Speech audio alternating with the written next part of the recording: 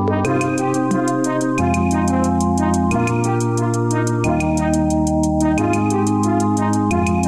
David Pakman Show at davidpakman.com.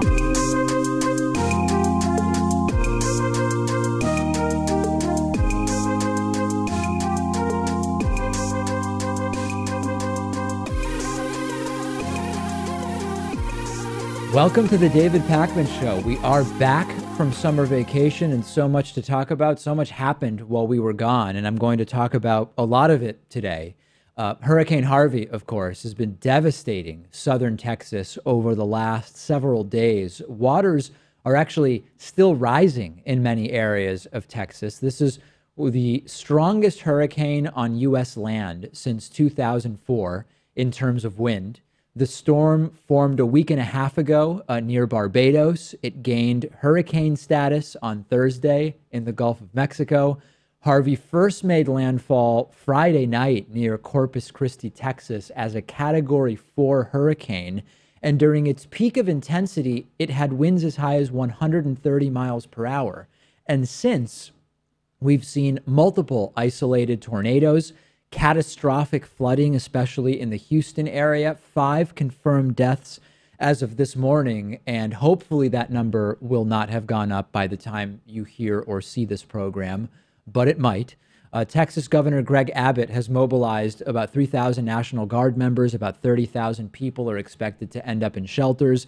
Nearly 500,000 expected to need some degree of disaster assistance, and 13 million people in total under flood watches and warnings throughout this entire horrific storm. And Harvey has now been downgraded to a tropical storm.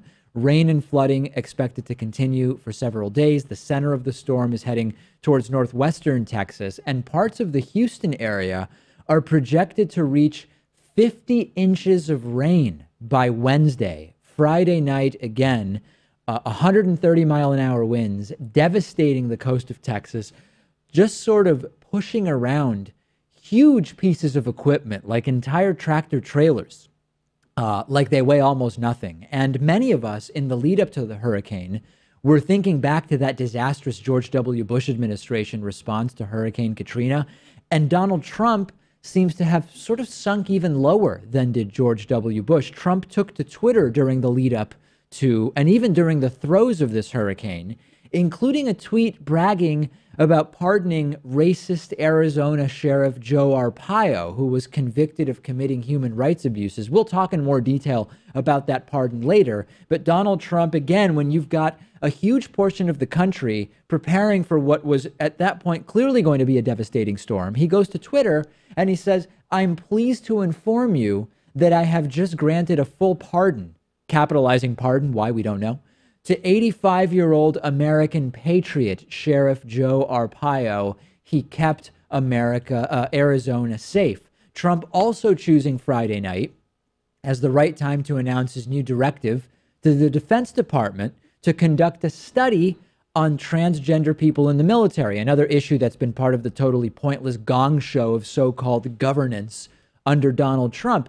And at first I thought, oh, it's insensitive timing, talking about Arpaio and the Department of Defense transgender thing. And then I realized, no, this was probably deliberate. The White House choosing to talk about these issues at this time so that it would hopefully be buried by news about Hurricane Harvey. And then Donald Trump spent the rest of the weekend continuing to show Americans just how focused he was on Hurricane Harvey. Sunday morning, in the midst of the disaster in Texas, Trump posts a tweet promoting his friend's new book. This was written by Milwaukee's controversial Sheriff David Clarke, who's called Planned Parenthood genocidal and has called black people lazy and morally corrupt. Donald Trump goes to Twitter and says, "A great book by a great guy, highly recommended." And you see there, it is a link to David Clarke Jr.'s book.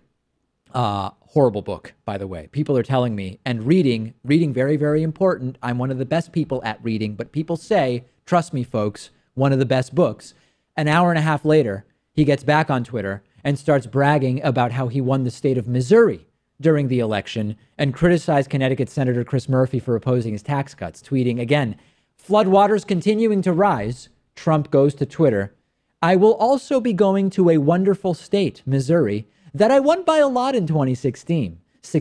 Democrat CM, meaning Chris Murphy, is opposed to big tax cuts. Republican will win S." Murphy responded by tweeting, "My God, at this exact moment, people are dying in the worst natural disaster of his presidency. And instead of leading, he's attacking Democrats." And then 30 minutes later, Donald Trump starts tweeting about how Mexico is going to pay for the wall, bringing that nonsense back to life. Tweeting, "With Mexico being one of the highest crime nations in the world, we must have the wall. Mexico will pay for it through reimbursement/other." Why do I feel that reimbursement/other is a category that plays into the potential tax fraud that Donald Trump has committed? Maybe we'll someday find out about that. And of course, at this point, multiple people had been confirmed dead by the hurricane. Trump still had not mentioned their deaths. 5 minutes later, he starts complaining about trade negotiations with Mexico and Canada. Quote, "We are in the NAFTA, worst trade deal ever made, renegotiation process with Mexico and Canada, both being very difficult, may have to terminate." The tweets Donald Trump did ultimately send about the hurricane are mostly patting himself on the back, talking about the great response that the White House coordinated, whatever. And here's the sick irony, or the sick reality of it. President Obama passed a regulation in 2015 to make our infrastructure more flood-proof. Remember, infrastructure was going to be a big part of Trump's administration. 2 weeks ago, Trump reversed that regulation before it even took effect. It would have required new bridges, roads, other structures to be built on safer ground that's susceptible to flooding during hurricanes. Exactly in this type of scenario, Hurricane Harvey, the first major domestic natural disaster of Trump's presidency, and like the first everything of Trump's presidency, an unmitigated disaster. It is times like these when presidents are supposed to bring the country together, a show of support and compassion for victims of the disaster, help give the country some kind of sense of hope in a tumultuous time. These are gimmies, and Trump just can't do it, tweeting about David Clark's book and Chris Murphy and tax cuts and build the wall and whatever. He's handled it exactly the way we would expect him to, using the hurricane coverage to try to announce controversial White House decisions, hoping that they'll be overlooked, and spending the weekend insulting Mexico and starting Twitter drama with Democrats. We remember Hurricane Katrina because it was a sort of turning point for George W. Bush's presidency. Widespread criticism of the Bush administration for their handling of Katrina. And then Bush's approval rating hit an unprecedented low.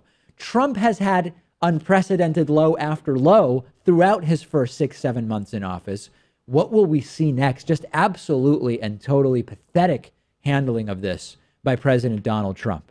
You know those Amber Alerts you get on your phone every once in a while? And I'm not talking about the color of Donald Trump's skin. I don't mean an Amber Alert means Trump's coming to your town. I mean those Amber Alerts on your phone where there's a loud alarm and your phone tells you there's either a car you're supposed to keep an eye out for, or there's an abducted child or a criminal that's on the loose or something like that.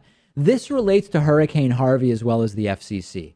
The FCC has been wanting to update the system of these Amber Alerts so that you could send out pictures or videos or maps, multimedia of different kinds, and also send out alerts in different languages, or to be able to geographically fine-tune who receives these Amber Alerts. And many local governments have been pushing for these improvements. But there's been pushback from mobile carriers, and this includes AT&T, Sprint, Verizon, T-Mobile, sort of the usual suspects.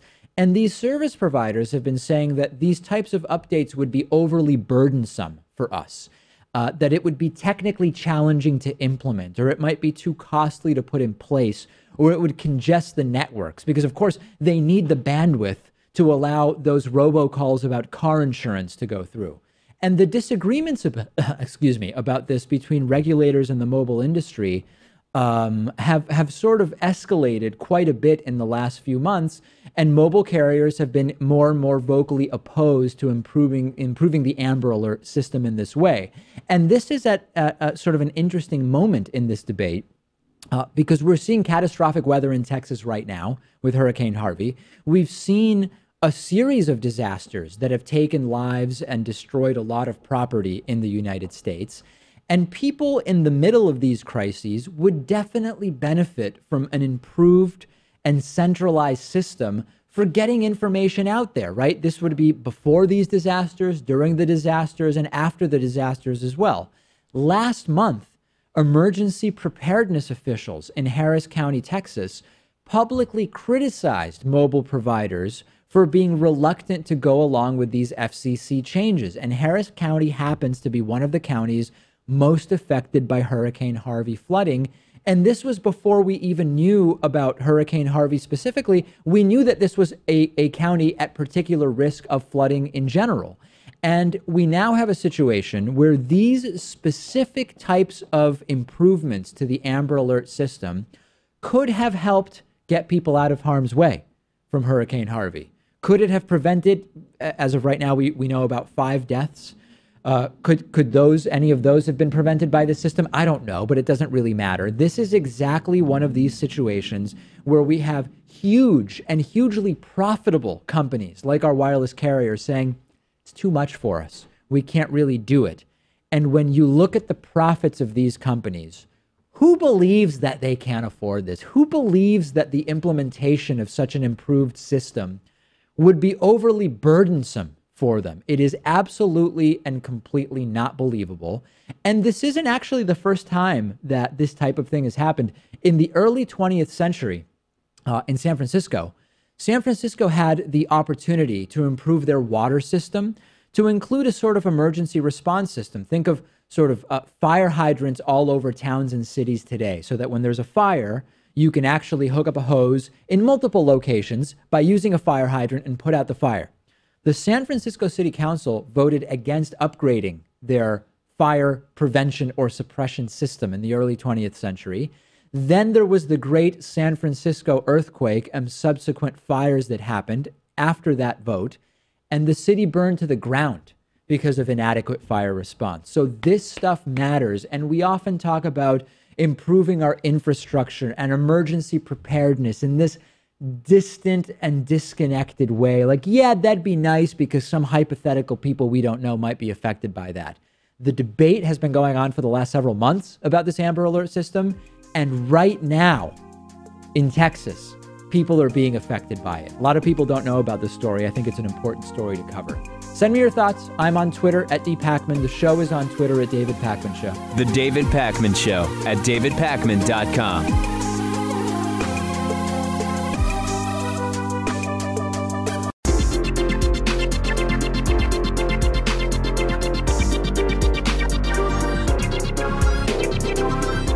The David Pakman Show at davidpakman.com. Today's new member of the day is David White. David, thank you for being a David Pakman Show member. Thanks for sticking with us through the vacation. I will talk about that a little bit more upcoming. You can join David as a member at davidpakman.com/membership. You can make pledges at patreon.com/davidpakmanshow. A lot going on there, which I'll tell you about. And of course, if you ever shop on amazon.com, davidpakman.com/Amazon. Before shopping sends us a little kickback. So we're back. We're back from vacation. It's been David Pakman Show summer vacation for the last couple of weeks. We are back. Did you miss us? Many people emailed me, tweeted, posted on Reddit. They all of a sudden had a nearly hour-and-a-half hole in their day, if they're members anyway, and get the bonus show. Many people saying, hey, I'm used to listening to the show or watching to the show when I'm at work or at the gym or commuting or whatever. And I'm flattered that the show is a regular part of so many people's days. This is what I mean when we do membership drives or Patreon pushes. And I say, hey, imagine if the show were gone. If it wouldn't matter to you, then okay. If it would, then maybe the show is a valuable enough thing to you that you might consider making a small contribution. And we'll talk about our respective vacations on the bonus show. I have stories ranging from car accidents to all sorts of stuff. I'll do my vacation stories today. Pat will do his vacation stories tomorrow.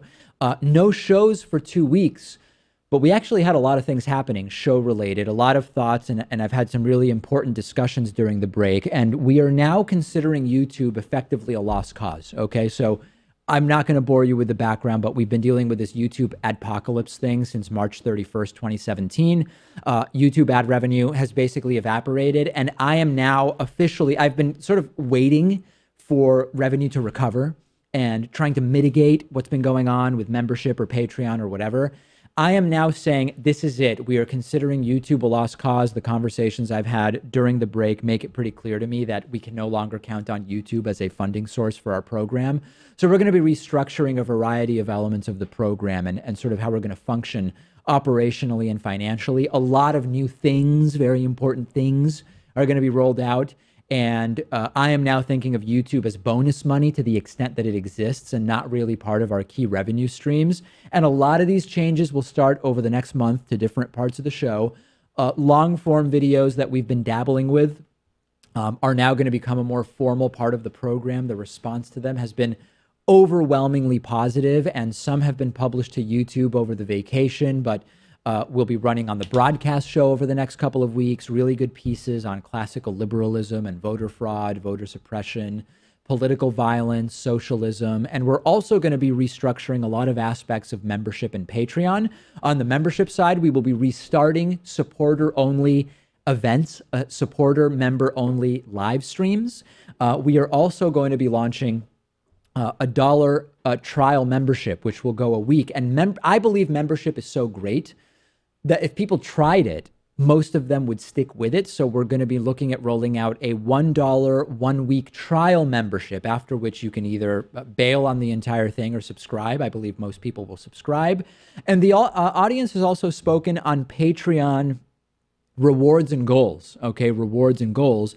So we are in the next 3 to 4 weeks, we will be instituting a number of new Patreon goals. The current goal is 2,000 patrons, and we've already got goals set up for 3,000 and 4,000 patrons for Patreon-only content.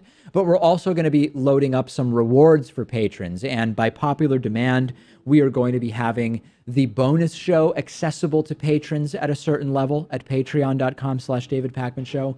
We will have the full broadcast show available to patrons at a certain contribution level. We are going to have some supporter-only monthly live streams that will bring together members and patrons. We are going to have different perks that will be available at different levels of membership and Patreon. So there's a lot of different stuff that's going to be going on.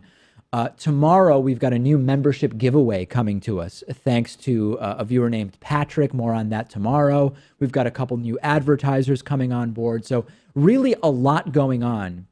And the underlying reason is that YouTube is basically done for us as a revenue source. The upside is a lot of great stuff happening for you, and more about that upcoming in the next few weeks. One of the biggest stories of the weekend is that Donald Trump has pardoned that horrific and vile racist former sheriff, Joe Arpaio of Arizona. And I told you before the vacation that Joe Arpaio was charged with defying court orders related to his supervision of what the Justice Department referred to as the largest pattern of racial profiling in U.S. history. And that says a lot, because there's been no shortage of racial profiling in American history. And to catch you up, Arpaio was the sheriff of Maricopa County, Arizona, from '93 to this past January. That includes the cities of Phoenix, Scottsdale, Mesa. They're all in Maricopa County. And while he was sheriff, Arpaio was accused of a lot of different things. Unrelated police misconduct that included abuse of power, misusing public money, failing to investigate serious crimes, violating election laws, forcing inmates to live outdoors in insane heat, all of your sort of things that you would expect your prototypical Trump-supporting public official to do. But this pardon that's been issued by Donald Trump relates to a racial profiling case against Joe Arpaio. Back in 2011, the DOJ found that Arpaio was systematically and unlawfully racially profiling Latinos for traffic stops and detention. Huge shocker, right? And a federal court ordered Arpaio to cut it out, to quote Hillary Clinton. He refused, and so the sheriff was found guilty of contempt of court last month, and Donald Trump let him off the hook. U.S. District Judge Susan Bolton told the court, quote, Not only did Arpaio abdicate responsibility, he announced to the world and to his subordinates that he was going to continue business as usual no matter who said otherwise. Arpaio's sentencing was going to happen in a couple of months in October. So by pardoning him now, Trump is ensuring that Arpaio will not spend a single day in jail. He was facing up to 6 months. Unclear what he really would have ended up with, but he was facing 6 months. A White House official said to CNN that Trump even approached Attorney General Jeff Sessions in the spring, asking whether or not they could just drop the charges against Arpaio. And per usual, Donald Trump is doing this in large part because Arpaio has been a long-time vocal supporter of Trump. Arpaio was one of Trump's earliest backers. This is cronyism. He was frequently at Trump's rallies, oftentimes the unhinged opening act. Like Trump, Arpaio's been a longtime birther. And for me, the controversy here is it's not whether Trump has the authority to make this pardon. Obviously, Trump does have the authority to make this pardon. It's the substance of it. Remember that after the Charlottesville neo-Nazi debacle during our vacation, Trump came out and said there were really fine people on both sides, right? Fine people on the side of the neo-Nazis. And now Trump pardons someone whose crimes are the illegal targeting of brown people. John McCain, senator from the state of Arizona, a Republican, said on Friday, the president has the authority to make this pardon. But doing so at this time undermines his claim for the respect of rule of law, as Mr. Arpaio has shown no remorse for his actions. And in fact, Donald Trump said in that tweet that I told you about earlier in the show that he kept Arizona safe. This is the first pardon of Trump's presidency, another disastrous move politically, and it sort of vindicates Trump's critics in the wake of the Charlottesville tragedy. If you're trying to make it seem as though you're not sympathetic to racism and xenophobia, and you go out and say there are really fine people on the side of the neo-Nazi protesters, and then after that, you pardon someone whose crimes relate to the targeting of Latinos by virtue of them being Latino, you're not making a very strong case for not being the racist xenophobe that you're being accused of being. And this is not even the only time that courts have ruled against Joe Arpaio, but it was the one time, I believe, where he was facing prison time. This includes Joe Arpaio misspending public money that was supposed to be used for inmate supplies. This includes Arpaio entrapping a teenager and charging him with attempted murder in order to help his own election campaign. Really, really ugly, sick stuff, as our president likes to say. The list goes on. The man is unhinged. He's long deserved to be reprimanded for his atrocities. And all of a sudden, what a lucky situation. He's finally convicted. And Donald Trump is in office to immediately pardon him. Let's take a break. We'll be back with plenty more right after this. The David Pakman Show at davidpakman.com.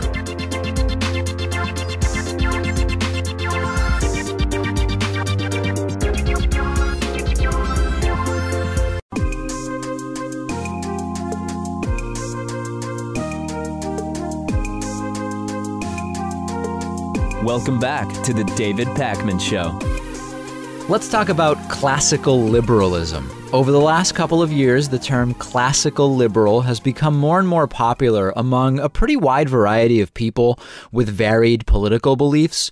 The term has also become both distorted in terms of what it actually means, and as a result, it's sort of started to lose its meaning and take on a much different meaning from what it actually means to be classically liberal. Many people who describe themselves as classically liberal say, I believe in individualism and limited government and free speech, but I also believe in common sense applications of government. This doesn't mean anything in terms of a political philosophy. It can be interpreted in endless ways.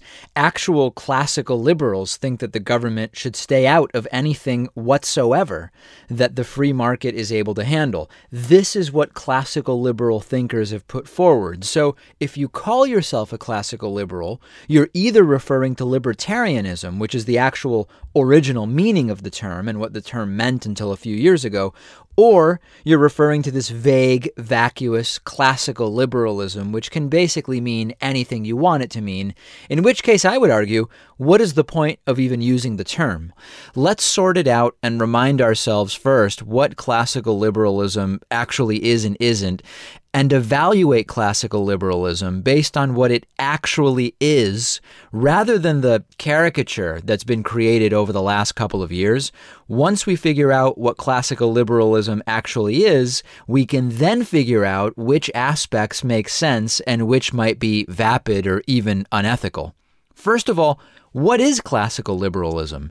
It's increasingly used in a vague and incoherent way, often by those who want to profess some degree of leftism while still separating themselves from what they see as the progressive movement or maybe just elements of it. What I've found that many people are mainly trying to get across when they say that they are classical liberals is that they oppose so-called social justice warriors and so-called regressive leftists. And they usually express this by saying that they are hardline advocates for free speech. But aside from that, many people calling themselves classical liberals in 2017 are all over the place on many political issues and attempting to put their political beliefs in the neat column of classical liberal probably does more to confuse than clarify. I'm finding that people who call themselves classical liberals can be either for economic regulation or against it. Sometimes they're for environmental regulation. Sometimes they're against it. Some of them want strict immigration laws. Some of them don't. Some are for universal health care, or they're not. For example, Ben Shapiro is someone who has advocated for, quote, classical liberal values. He's against state-run universal health care. He's been a huge critic of welfare. Yet Carl Benjamin, another self-described classical liberal, has made comments in support of socialized health care and welfare programs. Two other people, Gad Saad and Sam Harris, who have explicitly advocated for or identified with the term classical liberalism, have totally different political opinions on many issues. Two of those four people I mentioned have supported or at least been sympathetic to the Donald Trump movement, and two of them have been extremely critical of Trump.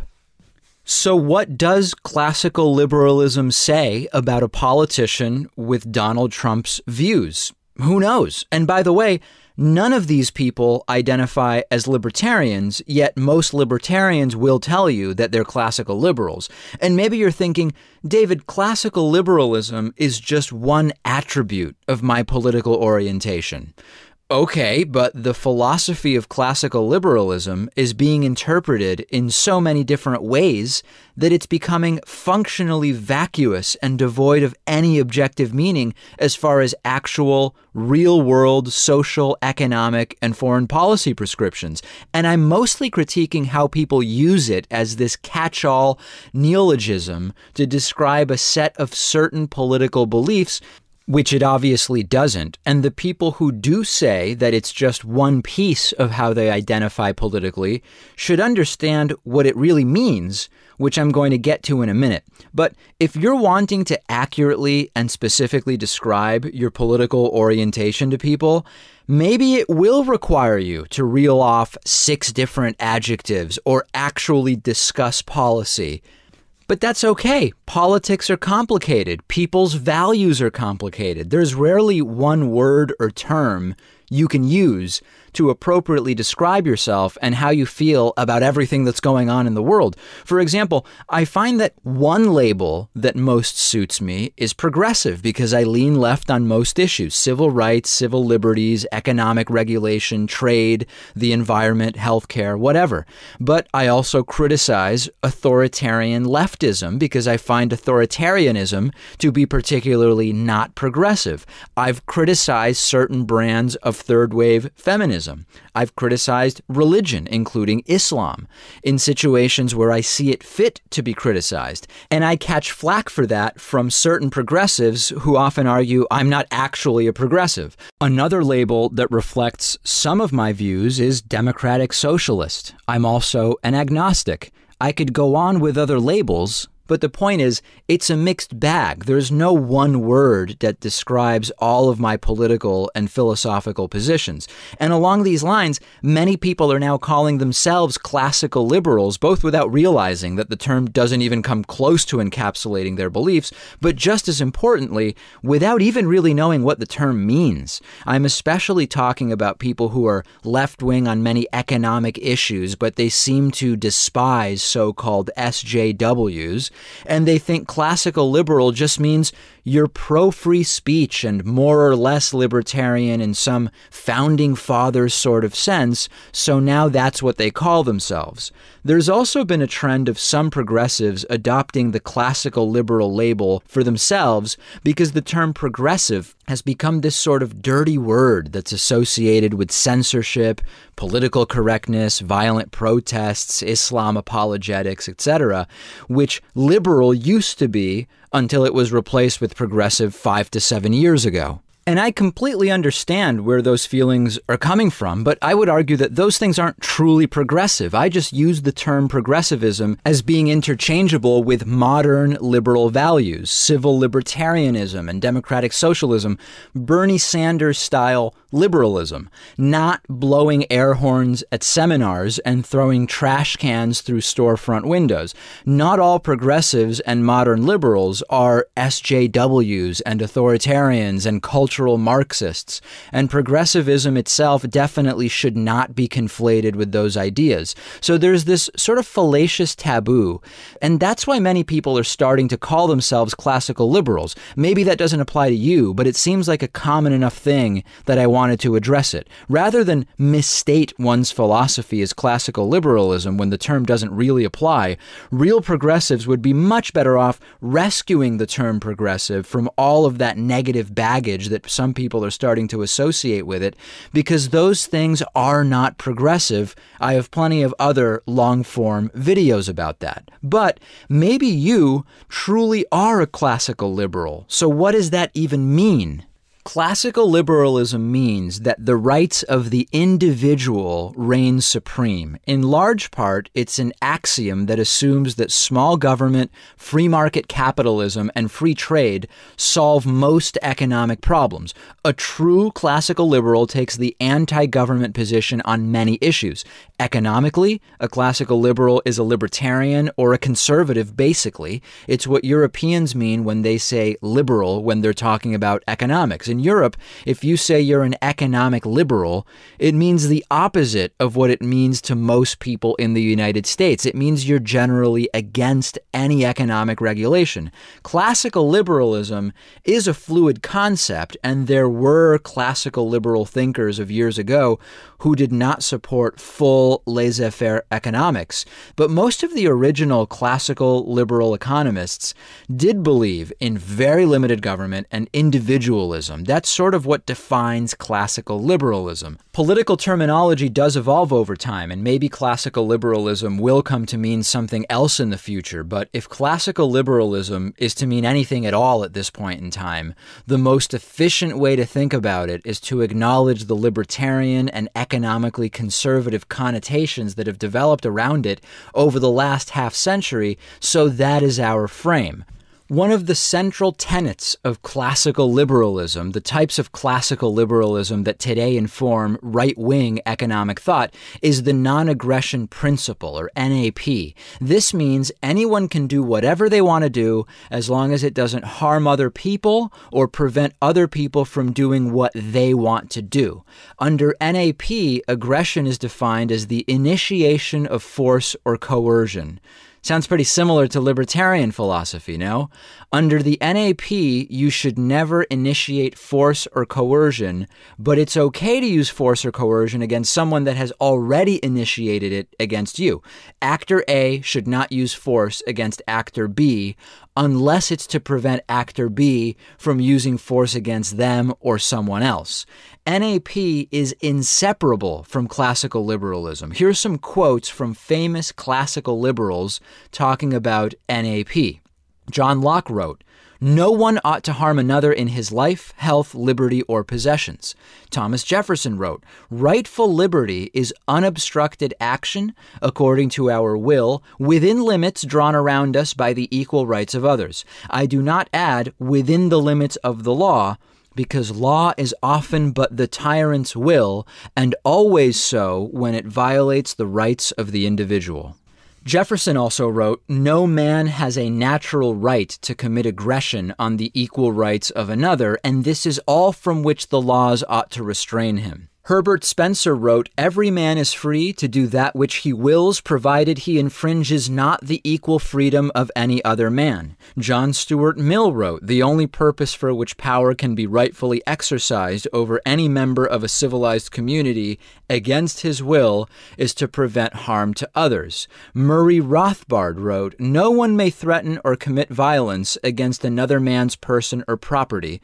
Violence may be employed only against the man who commits such violence, that is, only defensively against the aggressive violence of another. In short, no violence may be employed against a non-aggressor. Don't get me wrong, I think that people like John Locke and Thomas Jefferson were important thinkers, crucial to the Enlightenment. Obviously, mankind is indebted to the Enlightenment. It was the modern birth of things like separation of church and state, separation of powers in government, the scientific method, the list goes on. The relevant point for us here is that classical liberalism and the people who have shaped classical liberalism are inherently connected to the non-aggression principle. Libertarians and people who are economically on the right will constantly confirm this. So the non-aggression principle sounds great, right? I mean, leave other people alone unless they're bothering you or someone else. But let's dig into it more.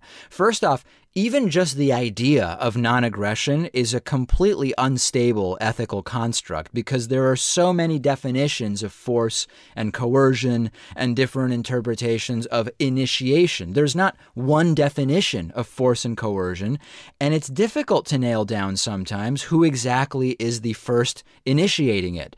Therefore, NAP can be used in almost any which way somebody wants in order to fit their agenda. For example, a classical liberal adhering to NAP might say taxing people's incomes is an act of unprovoked aggression, but they might at the same time say it's not an act of aggression for huge companies to merge and create monopolies damaging to the average citizen.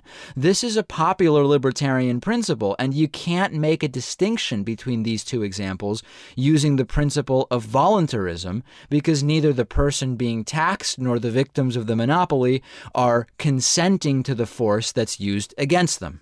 Here's another issue with NAP. What is an appropriate type and amount of force to use against someone who's using force against you or somebody else? Let's say you're walking on the sidewalk and somebody out of nowhere starts shoving you. They've committed an act of initiating aggression towards you, unprovoked force. According to NAP, it's okay for you to respond with force, but what kind of force should you use in response, and how much and for how long? Do you shove them back? Can you steal their phone? Would you be allowed to shoot them? Do you slap them in the face every day for a year? So you might say, oh, but David, that's ridiculous. You should only respond with force that's proportionate to the force initiated against you, and only just enough to prevent them from using force against you in perpetuity or again. Common sense might tell us that, but NAP doesn't answer those questions. It just says, don't be the first to initiate force. You can only answer these questions by also invoking other principles that are subjective or collectivist. A subjective solution would be, hey, I don't like that. Here's what I think an appropriate response is. Or a collectivist solution would be, let's say, a system of laws regarding assault and self-defense. And this non-aggression principle is what gives us right-wing, small government, or libertarian economics, classical liberal economics. Government intervention in the economy violates NAP according to the people who believe in and care about the construct of the non-aggression principle. Another principle of classical liberalism is to have a government that protects individualism and provides services that the free market cannot provide. The strict classical liberal perspective on healthcare is a free market for-profit system, since the free market can provide that just inefficiently, as we can see in the U.S. when you compare our healthcare system to that of other developed countries. So if you say, I'm a leftist, but more of a classical liberal than a progressive, you are signing on to a really right-wing view of healthcare if you follow the doctrine. Just being for free speech and against SJWs doesn't really make you a classical liberal if you believe that the government does have a role to play in making sure businesses are, for example, considering the public interest. Genuine, pure, classical, liberal, free market economics breeds inequality, under which monopolies are inevitable, which are uncontroversially detrimental to economies and societies. The wealthy can pay for better education, which also breeds more inequality. You have an overabundance of negative externalities like pollution, which leads to a lower quality of life for everyone, but especially for the poor.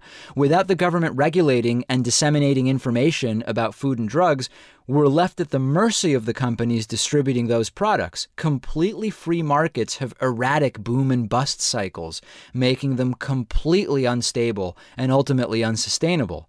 The civil libertarian ideals of classical liberalism are valuable and inform progressivism, which is to say, modern, evolved liberalism, social democracy, democratic socialism.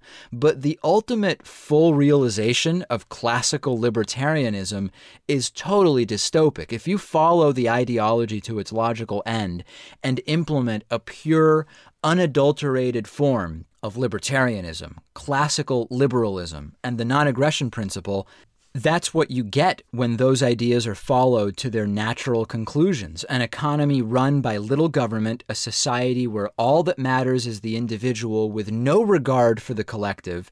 That's what classical liberalism is, a value system where individualism and economic non-interventionism is held above other values. And if that's not what you want for the world, then you're not totally committed to the ideology of classical liberalism, if classical liberalism can even mean anything at all. This is the goal of any classical liberal with the courage of their convictions, a world where economic interactions are almost completely free of intervention by government or other socialist collectivist systems. Otherwise, you're not really fully and honestly extrapolating the implications of your so-called classical liberalism in any sense of the term that can be operationally meaningful today. If you're not a small government capitalist economic right-winger, you might not be a classical liberal. You might be some sort of variation, but for the sake of clarity, maybe you'll consider that the term classical liberal is not the catch-all label for your values. If you truly are a classical liberal as actually defined, I personally don't believe that you're advocating for the economic well-being of our society. The David Pakman Show at davidpakman.com.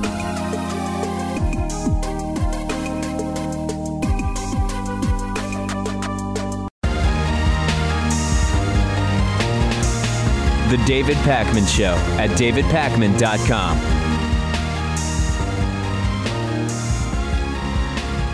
We've been hearing from Donald Trump and Trump's kids and Trump's associates and Trump's advisors and Trump's attorneys and Trump's dog walker, dentist and barber. Anybody who we've heard from says Trump didn't do business with Russia. He didn't want to do business with Russia.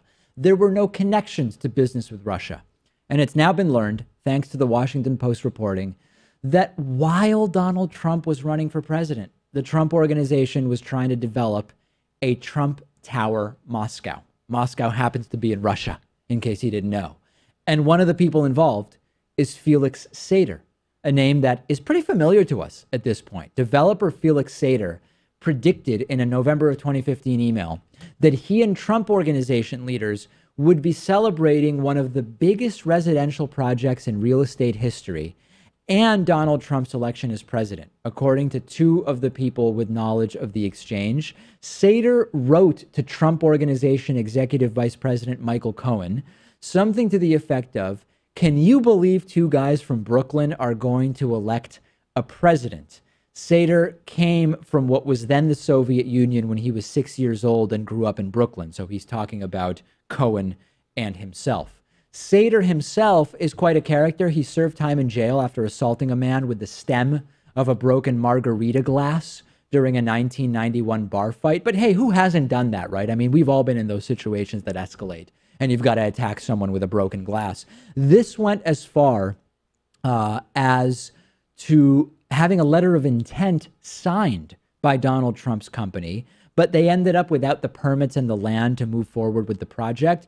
And then the primaries were starting up in January of 2016, and this project for a Trump Tower Moscow was ultimately abandoned. So Trump's story all along has been there's just nothing at all in terms of business with Russia. We already knew that to be false since he did hold that pageant in Russia and his kids were doing business there too, but let's ignore that for now.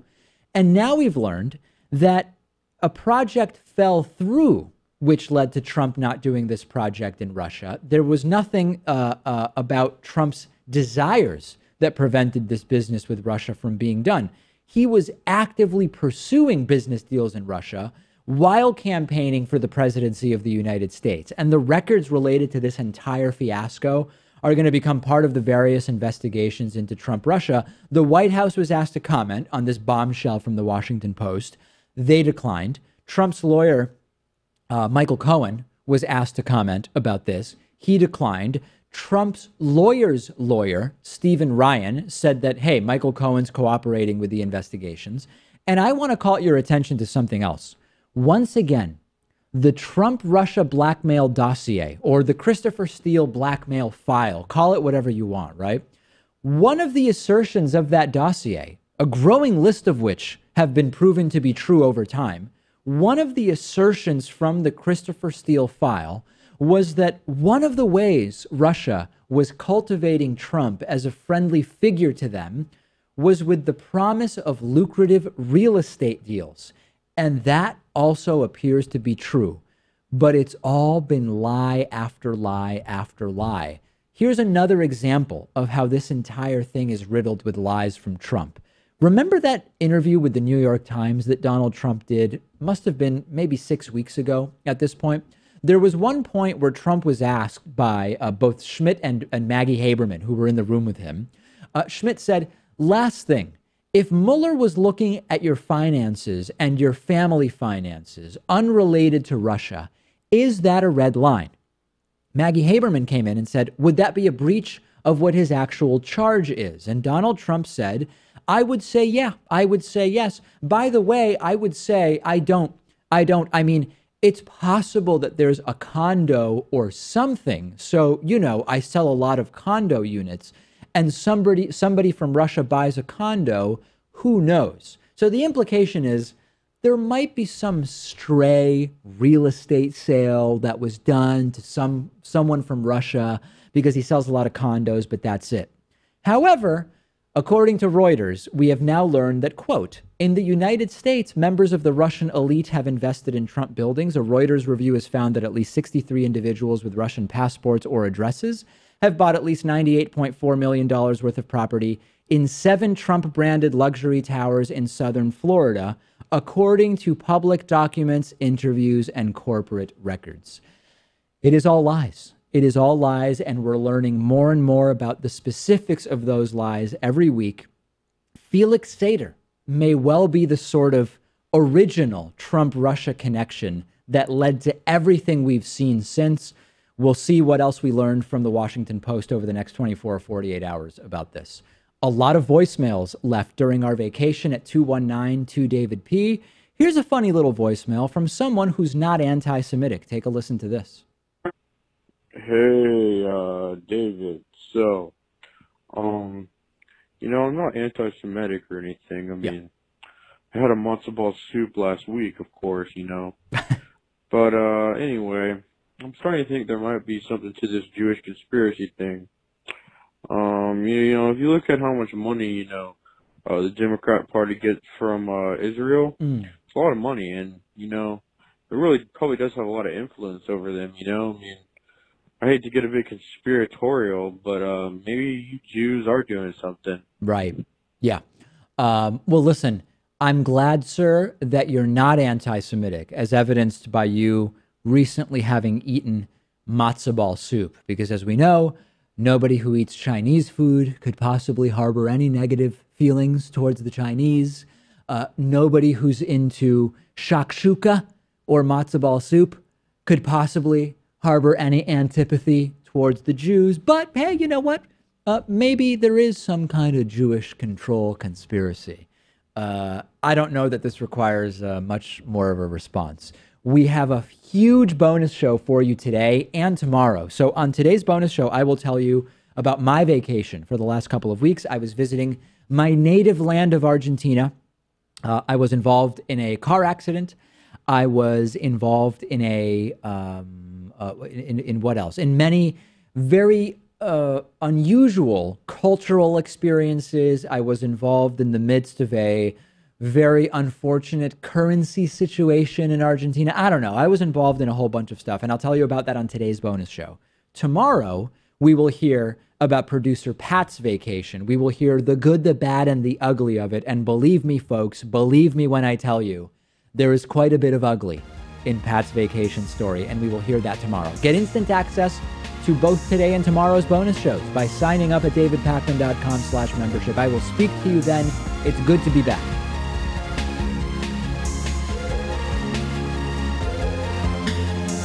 The David Pakman Show at davidpakman.com.